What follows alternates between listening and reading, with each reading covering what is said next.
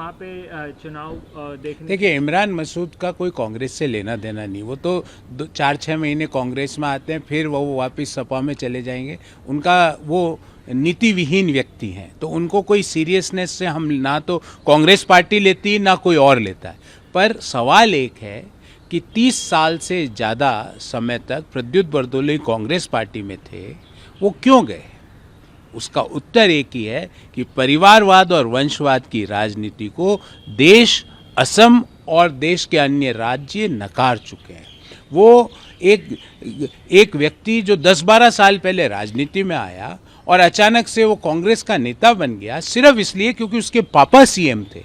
ये papa mummy चाचा काका नानी वाली राजनीति का समय लद गया है। अब स्वयं आप क्या हो उसकी राजनीति का समय है, परफॉर्मेंस की राजनीति का समय है, डेवलपमेंट की राजनीति का समय है। प्रद्युत बरदोलोई कांग्रेस अगर छोड़ते हैं तो आज उन्होंने ये साबित कर दिया कि जिस तरह देश के लोग, देश के वोटर्स वंशवाद और परिवारवाद को नकार चुके हैं, कांग्रेस के बड़े नेता भी वंशवाद और परिवारवाद की राजनीति को नकार चुके हैं। सर, असम कांग्रेस के बड़े नेतृत्व लीडर है लेजिस्लेटिव असेंबली में, उनका स्टेटमेंट आया कि ये बहुत बड़ा झटका है और पार्टी करीब करीब यहाँ से खत्म हो जाएगी अगर पार्टी के लिए कुछ नहीं किया। कांग्रेस पार्टी का इस बार 15 से ज़्यादा उनके विधायक नहीं आएंगे, 15 मैक्सिमम कह रहा हूँ। और वो भी मैं लीनियंट हूँ, स्ट्रिक्ट प्रोफेसर हूँ, तो वो सिंगल डिजिट में आने वाले। तो ये कांग्रेस की हालत हो गई, क्योंकि यहाँ पे दिल्ली में परिवारवाद, एक गांधी परिवार कांग्रेस का नेता बना हुआ है, असम में गोगोई परिवार। अरे भाई, कोई और व्यक्ति जो कांग्रेस में काम कर रहे हैं उनका क्या? सिर्फ परिवारवाद, हर जगह एक एक परिवार। राजस्थान में गहलोत परिवार, वो अपने बेटे को बढ़ाते हैं, उनका एकमात्र लक्ष्य है, और कोई लक्ष्य नहीं है उनका कांग्रेस पार्टी में। हरियाणा में हुड्डा परिवार। तो पहले तो देश के लोगों ने परिवारवाद और वंशवाद की राजनीति को नकारा, और अब कांग्रेस के बड़े नेता वन बाय वन, एक एक करके परिवारवाद और वंशवाद की राजनीति को नकार रहे हैं और डेवलपमेंट की पॉलिटिक्स को ज्वाइन कर रहे हैं, परफॉर्मेंस की पॉलिटिक्स को ज्वाइन कर रहे हैं। सर, पश्चिम बंगाल में जो प्रेसिडेंट है वहाँ के दिलीप घोष, उनके खिलाफ जो है तृणमूल कांग्रेस पहुँच गई है इलेक्शन कमीशन। तृणमूल कांग्रेस कुछ भी करे, उनकी हालत जो बिहार में राजद की हुई थी उससे कमज़ोर होगी। 4 मई बंगाल से टीएमसी गई, ये नारा बंगाल के घर घर में गूंज रहा है, क्योंकि तृणमूल कांग्रेस और ममता बनर्जी मैडम ने माँ, माटी और मानुस तीनों को धोखा दिया है। महिलाओं को, जो महिला मुख्यमंत्री महिलाओं के इज्जत का सम्मान नहीं रख सकी, वो महिला मुख्यमंत्री सिर्फ पुअर एंड बैड गवर्नेंस का एग्जाम्पल है।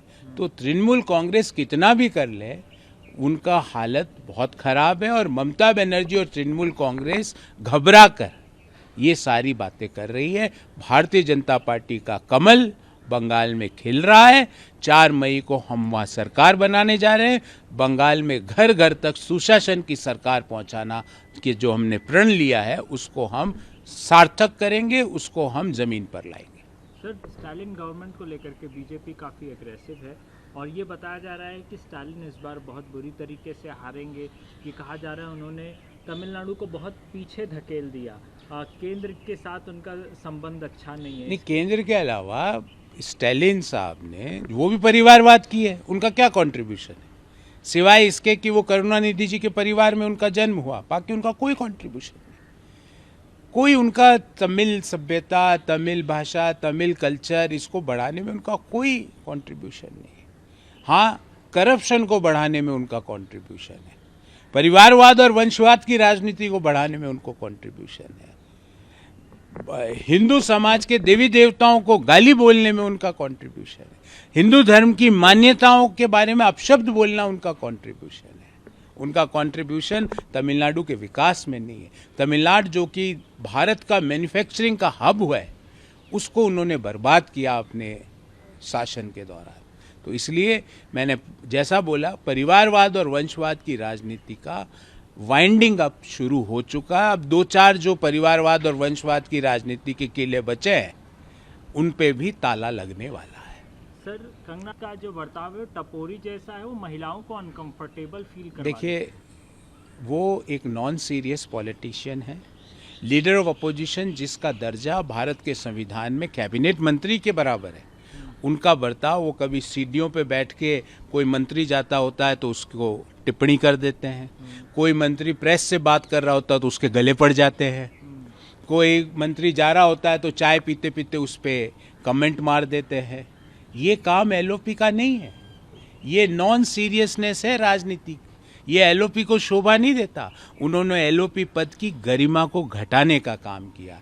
लीडर ऑफ अपोजिशन भारत का कहता है कि भारत की अर्थव्यवस्था डेड इकोनॉमी है और उस व्यक्ति की सुरक्षा में, ऐशो आराम में हम टैक्स पेयर्स का पैसा लगता है, और वो हमारे लिए बोलता है कि हमारी इकोनॉमी डेड है। ये काम एलओपी का नहीं हो सकता। वो भारत के संविधान के अंतर्गत बनी हुई हर बॉडी के लिए अपशब्द बोलता है, भले supreme court, election commission, reserve bank of India, securities and exchange board of India, enforcement directorate, CBI, इन भारत की सेना का अपमान करता है। जब संसद में खड़ा होकर एलओपी पूछता है कि हमारे कितने जेट डाउन हुए ऑपरेशन सिंदूर में, अरे हमने पाकिस्तान को घुटने पर ला दिया और वो सवाल हमसे करते हैं। ये भारत के लीडर ऑफ अपोजिशन का काम नहीं है। भारत के लोग, भारत के पूर्व राजनयिक, भारत के पूर्व ब्यूरोक्रेट्स, बड़े वकील, सब इन सब चीज़ों से गुस्से में है कि भाई भारत का एलओपी इस तरह की भारत विरोधी बातें करता है। भारत के विरोध में जो लोग अपने स्टेटमेंट देते हैं उनसे छुप छुप के जाके विदेशों में मिलते हैं। तो वो एक नॉन सीरियस पॉलिटिशियन है। उन्होंने एलओपी पद की गरिमा को घटाने का काम किया और उनको जो टोकता है उसके खिलाफ अविश्वास प्रस्ताव लाने की धमकी देते हैं और फिर अपनी धमकी से पीछे हट जाते हैं।